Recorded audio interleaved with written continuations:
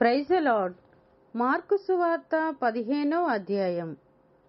ఉదయం కాగానే ప్రధాన యాజకులను, పెద్దలను, శాస్త్రులను, మహాసభ వారందరూ కలిసి ఆలోచన చేసి యేసును బంధించి తీసుకొని పోయి పిలాతునకు అప్పగించిరి. పిలాతు, యూదుల రాజువు నీవేనా అని ఆయనను అడుగగా, ఆయన నీవన్నట్టే అని అతనితో చెప్పెను.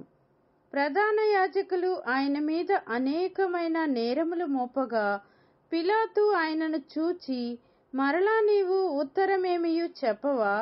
నీ మీద వీరు ఎన్నెన్ని నేరములు మోపుచున్నారో చూడుమనెను. అయినను యేసు మరి ఏ ఉత్తరము చెప్పలేదు గనుక పిలాతు ఆశ్చర్యపడెను. ఆ పండుగలో వారు కోరుకొనిన యొక్క ఖైదీని పిలాతు విడిపించువాడు.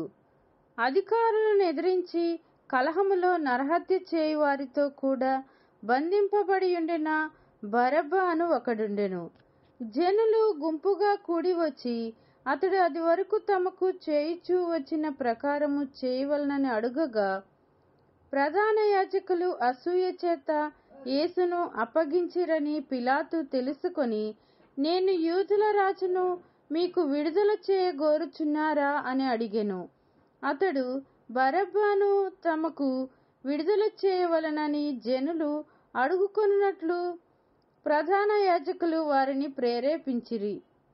అందుకు పిలాతు, అలాగైతే యూదుల రాజుని మీరు చెప్పు వానినేమి చేయుదునని మరలా వానిని అడిగెను. వారు వానిని సిలువ వేయమని మరలా కేకలు వేసిరి.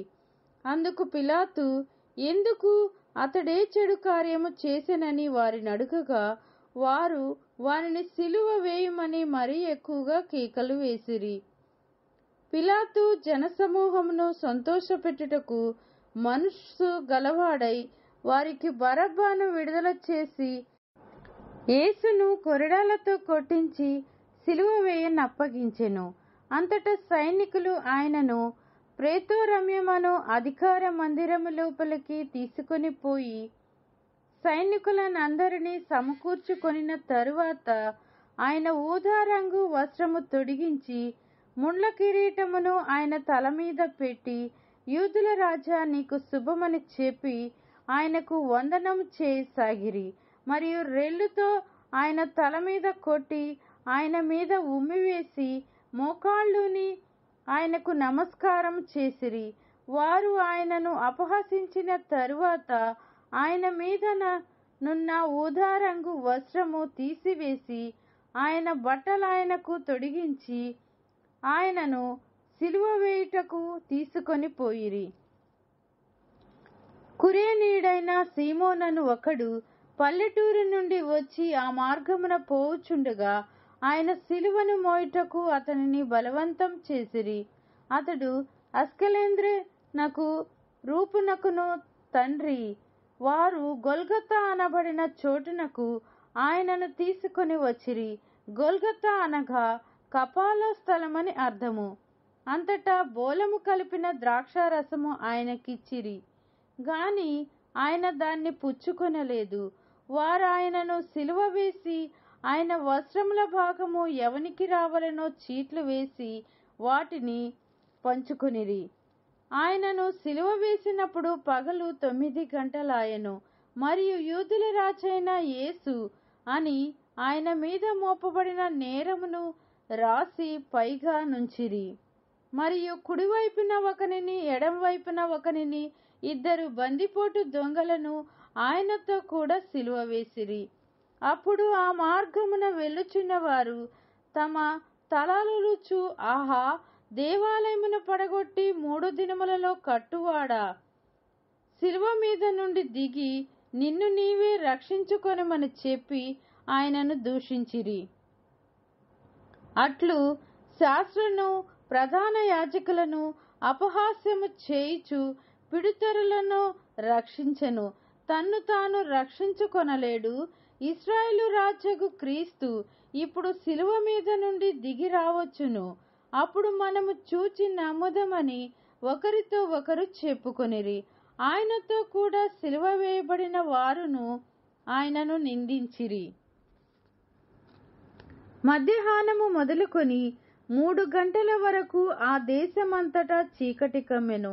3 గంటలకు యేసు ఎలోయి ఎలోయి లామా సబక్తాని బిగ్గరగా కేక వేసెను. ఆ మాటలకు నా దేవా నా దేవా నన్ను ఎందుకు చేయి విడిచితివని అర్థము.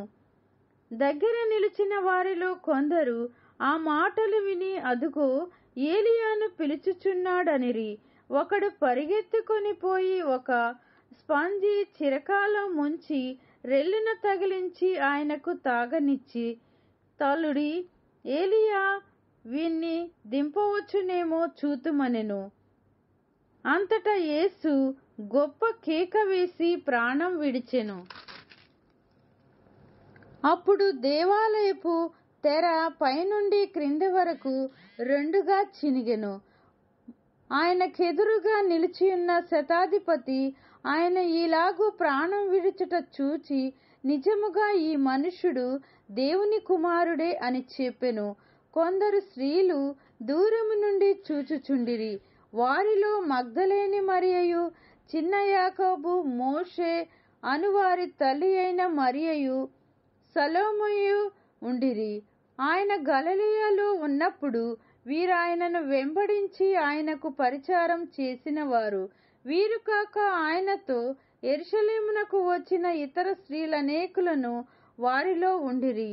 ఆ దినము సిద్ధపరచు దినము, అనగా విశ్రాంతి దినమునకు పూర్వదినము గనుక సాయంకాలమైనప్పుడు అరిమత్తయి యోసేపు తెగించి పిలాతు నొద్దకు వెళ్ళి యేసు దేహము తనకిమ్మని అడిగెను. అతడు ఘనత వహించిన యొక్క సభ్యుడే, దేవుని రాజ్యము కొరకు ఎదురుచూచువాడు. పిలాతు ఆయన ఇంతలోనే చనిపోయేనా అని ఆశ్చర్యపడి ఒక శతాధిపతిని తన యొద్దకు పిలిపించి, ఆయన ఇంతలోనే చనిపోయేనా అని అతనిని అడిగెను. శతాధిపతి వలన సంగతి తెలుసుకొని యోసేపునకు ఆ శవమును అప్పగించెను. అతడు నారబట్ట కొని ఆయనను దింపి ఆ బట్టతో చుట్టి బండలు తొలిపించిన సమాధి యందు ఆయనను పెట్టి ఆ సమాధి ద్వారమునకు రాయి పొర్లించెను. మగ్దలేని మరియయు, యోసేపు తల్లి అయిన మరియయు ఆయన ఉంచబడిన చోటు చూచిరి. దేవుడు తన వాక్యమును దీవించునుగాక. ఆమేన్.